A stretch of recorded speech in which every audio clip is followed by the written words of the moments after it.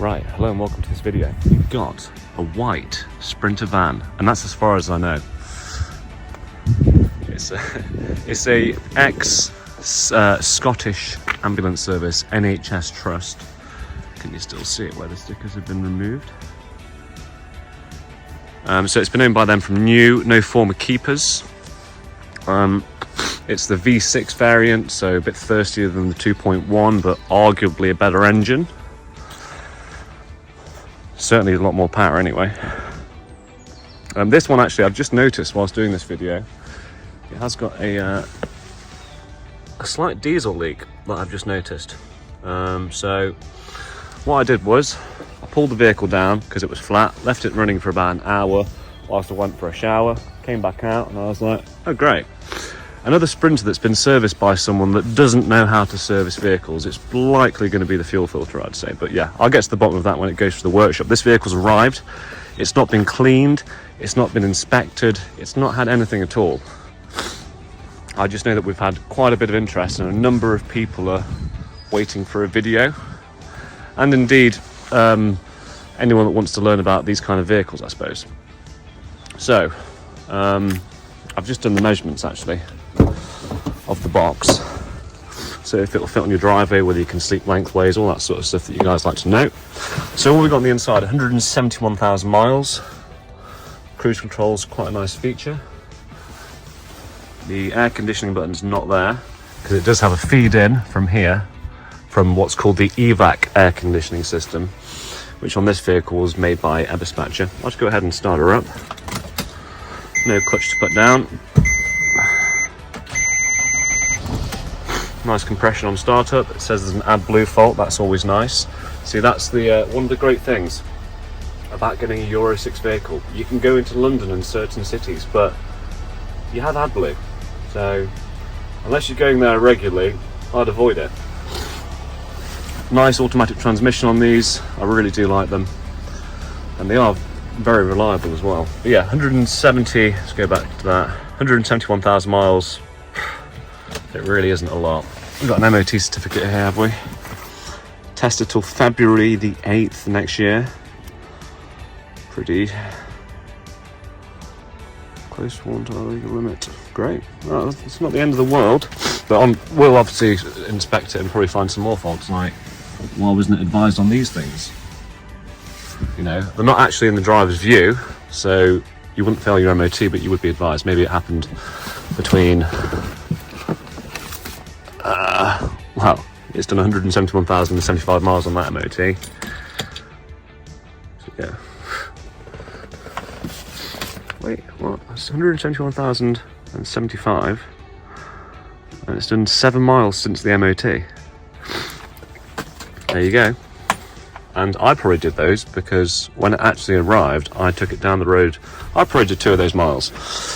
Anyway, I digress. Electric windows, electric mirrors, 5-ton gross weight, can tow 2 tons. Okay, so you can actually downplate these to a 4.5 ton, and therefore you can tow an extra 500 kilos. Just a little bit of random knowledge for you there. I like the Anderson connector. So if you're trying to jumpstart someone else's vehicle, or perhaps, like investigating electrics too much, jumpstarting this vehicle. Although, talking about the electrics, I have to say they've done a wonderful job of decommissioning it. All they've done is take the modules out. That's actually quite nice. They obviously don't want it to be used as an ambulance again. Not like there's any wars going on anywhere or anything like that, right? Let's have a quick sneak at the engine bay. Is a tyre change equipment here? It's there. Okay, got a couple of isolators there. Basically, the ambulance electrics on this, forget about it. We'll find the feeds for all the important things on the inside and just attach it to a new leisure battery. Well, attach it to the existing leisure batteries, which I can get to in a minute, which are located down there. Right. Yeah. Yeah. Missing a lid there, but yeah, I mean it's looking all right. Not bad. Scuttle panel's looking good. I know it's a reasonably modern vehicle, but it is a Sprinter at the end of the day. So I'll just check that. Check there. It's looking all right. Okay. I've got an ABS side step which should open when the door opens, but nothing's got life. And indeed, if you bought one of these vehicles and you expected to put your motorbike in the back, good luck, because the ramp's inoperable as well because all the electrics are disconnected. This is going in one of our armoured vehicles, which is potentially going to Ukraine, so that's out of the question, unfortunately. I've done the measurements here, my rudimentary notepad.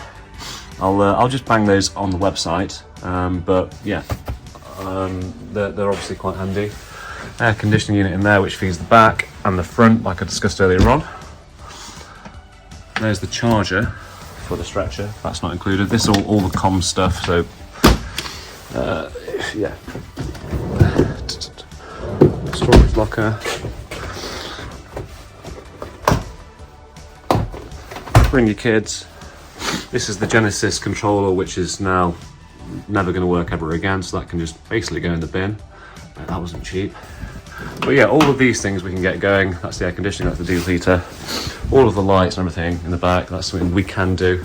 And probably you could do as well. It's not really that hard. I'd happily show you how to do it. Like that. Almost like double glazed windows. Nice perspective of the door closed.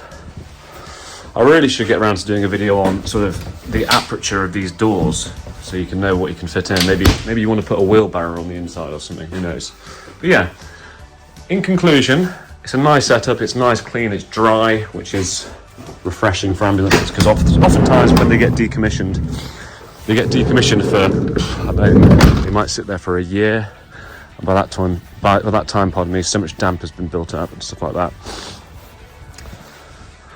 Those ramps are quite easy to remove too.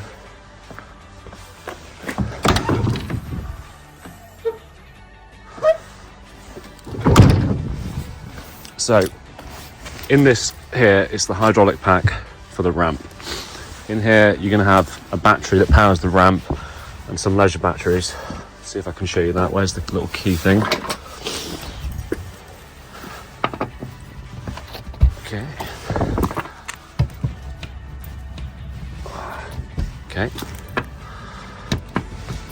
Okay. Oh, it's just here, yeah. Okay, the lift one's here, sorry. Lift, aux, that's the comms essentially, but yeah, you can use all three of those on your van. I need to do a capacity test on these. Sometimes they're okay, but actually I say sometimes, I've got a statistic, I'd say 90% of the time they do want replacing. And lithium's so cheap now, these are lead acid, you can upgrade. I mean, the power chargers on these vehicles, which are usually located behind this seat, and get to them, pardon me.